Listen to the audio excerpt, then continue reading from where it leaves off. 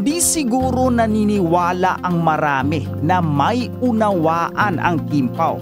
Maari sigurong sabihin ng ilan nang nanganganib si Paolo Abilino na masungkit ng iba si Kim Chiu.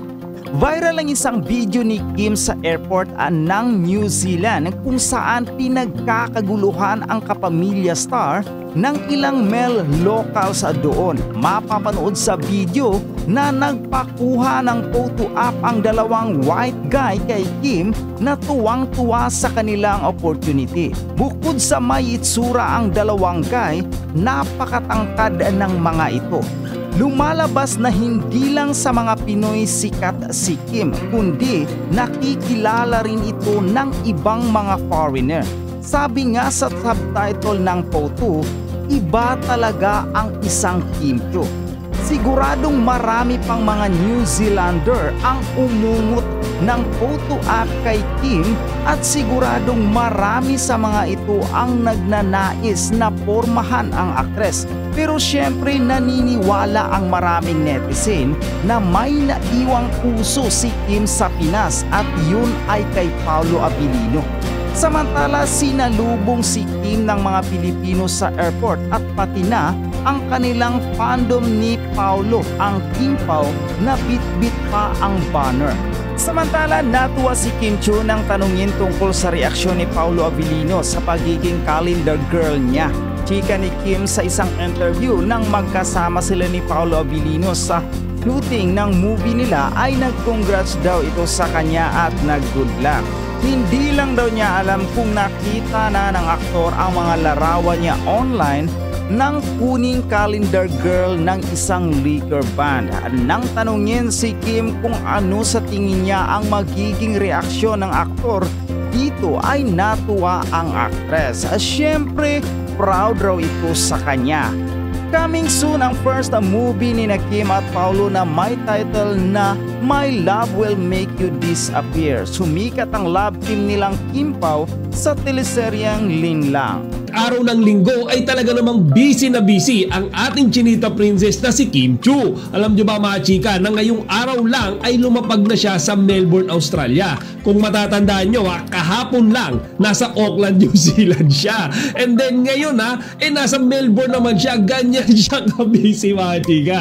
So Sabado at Linggo niya sobrang occupied. Palipat-lipat na lang siya ng bansa mga chika. Though yung New Zealand naman tsaka Australia magkatabi lang yan. Siguro 1 hour lang naman yung flight dyan. Pero di ba kahit na mga chika, Sabado punong-puno ka ng happenings, pagod na pagod ka, and then Sunday diretso ka kaagad sa Melbourne. Tapos mga chika, hindi siya nagpahinga. As far as I know, from the airport diretso siya sa dressing room. Then there you go mga chika, nag-perform na kaagad siya para sa Philippine Fiesta event na ginanap dyan sa World Remit sa Melbourne, Australia. Ngayon mga chika, ang dami-daming mga taong nanood dyan. Actually akala ko nga dahil parang private event to na alam niyo puro Pilipino kasi di ba TFC siya, so puro Pilipino yung ina-expect ko mga pupunta. And then nakita ko mga chika, kahit na medyo maliit lang yung venue, talagang punong-puno pa rin siya ng mga tao Actually meron nga shinare si Kimi na video doon na pinakita niya kung gaano karami yung mga fans na talagang nanonood sa kanya. Siguro dahil araw ng linggo mga chika, mas marami yung mga walang pasok, kaya mas marami yung mga tao na nanood ngayon dito kesa doon sa event naman na dinaluhan ni Kimi kahapon doon sa Barangay Bahan New High. So during the course of her performance mga chika, inalayan niya ulit yung ating mga kababayan dyan sa Melbourne nung kanyang mga very hyper, very lively na mga dance moves. At kumanta rin siya dyan mga chika. So dyan makikita natin na kahit nga pagod na pagod siya, syempre bumiyahe siya nung Friday, then Saturday nag-perform siya, and then ngayong araw bumiyahe siya, then diretso perform ulit siya. Hindi nyo siya makikitaan ng kahit konting bakas ng pagod mga chika.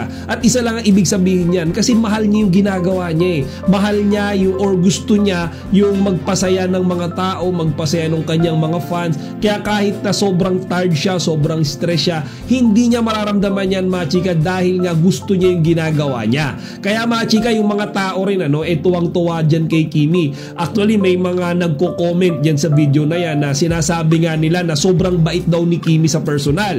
First time daw nila nakita, lalo na yung mga taga Melbourne na pagbaga abang-abang lang sila at talagang swerte sila kapag si Kimi ay nagkaroon ng pagkakataon na madalaw sila dyan. Sobrang thankful sila mga chika.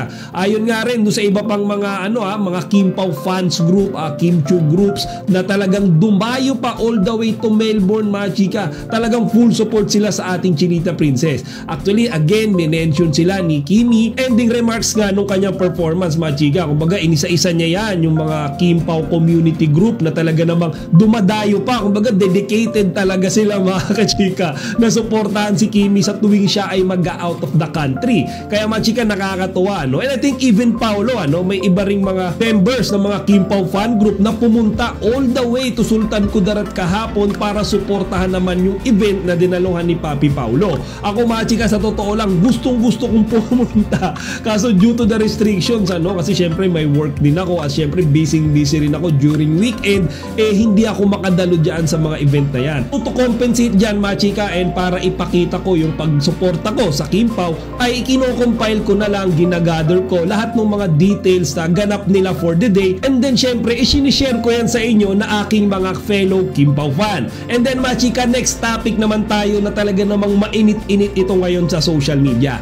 At iyan nga mga chika ay yung ginawang interview dito kay Robbie Jaworski. Siya lang naman mga chika ang batang anak ni Mikey Cuangco at ni Dudut Jaworski. So si Mikey Cuangco mga chika, kung natatandaan nyo pa, siya yung dating sikat na celebrity rin ng GMA7. Kumbaga nakilala yan mga chika doon sa movie nila ni Regine Velasquez tsaka ni Donna Cruz na pinamagatang Do Re Mi. So mga chika, couple of days ago nga ay official nang pumirma etong si Robbie Jaworski ng kontrata under Star Magic.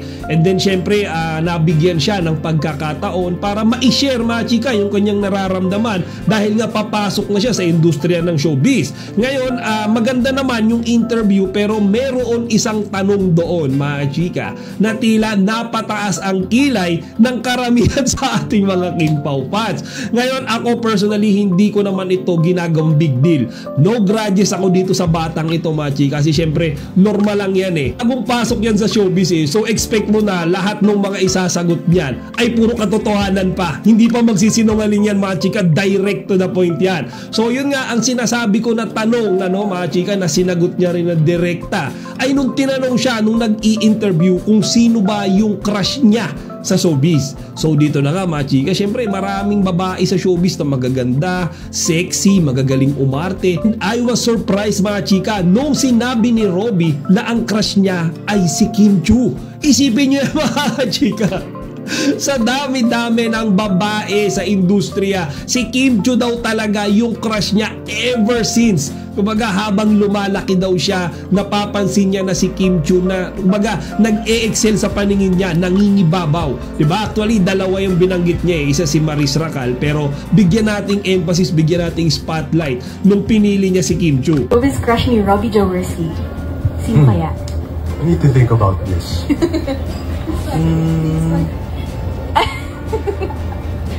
Okay, the truth is, growing up, teenage years, I was a big fan of Kim Chu, actually. Kim Chu!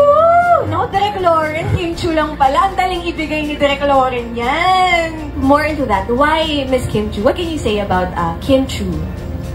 Like, she's so bubbly, she's so energetic, always smiling. And I remember as a kid, she smiled like, oh, she's so cute. Yun lang, parang happy crush lang.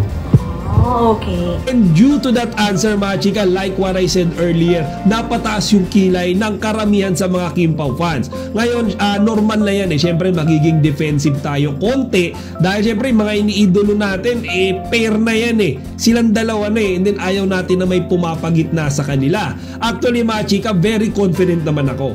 Ako personally, I'm not worried, hindi lang kay Robbie pero sa iba pang mga mga lalaki na talagang magtatapat or magsasabi na gusto nila si Kim Chu, crush nila si Kim Chu. I'm not really worried, I'm not concerned kasi mga chika, yung mga ganyan normal na yan humahanga sila sa ating Chinita Princess. Pero si Kimi mga chika, yung mata niyan na kay Paulo lang tingin yan. Diretso lang. Hindi tumitingin yan sa kaliwa at sa kanan. Kaya hindi natin dapat mag-alala. And to be honest, etong si Robby mukhang mabait naman itong batang ito, mga chika. And Kim Chiu is like 10 years older than him. Kaya hindi ko naman naiisip or hindi pumasok sa kahit imagination ko na papatulan siya ni Kimi. Siguro may pagkakataon or may chance na magkakasama sila sa pelikula dahil syempre pareho silang nasa ilalim ng bubong ng Star Magic. And then Derek Loren is here na talagang close na close ni Kimi. At iyon yung kasama ni Robby kahapon nung siya ay pumirma ng kontrata. So may mga ganyang chances siguro, mga chika. And I'm not really concerned about it. Kumbaga, actually, believe pa nga ako imbis na maging negative ako, believe pa ako, mga chika, lalo akong bumilib kay Kimi. Kasi isipin nyo kahit mga bagitong artista, mga bata, mga uprising star, talagang si Kimi na yung nakikita. Talagang si Kimi na yung hinahangaan, yung talagang si Kimi na yung crush. Di ba, mga chika?